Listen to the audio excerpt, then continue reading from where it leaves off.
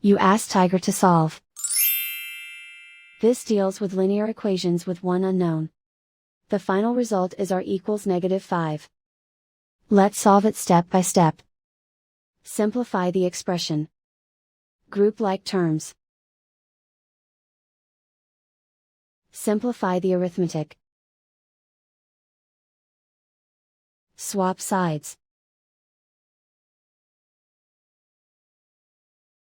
Group all constants on the right side of the equation.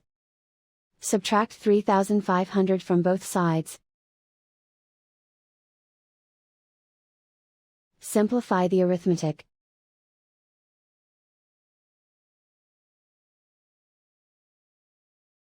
Isolate the r. Divide both sides by -100. Cancel out the negatives. Simplify the fraction. Move the negative sign from the denominator to the numerator. Find the greatest common factor of the numerator and denominator. Factor out and cancel the greatest common factor. And so the final result is r equals -5.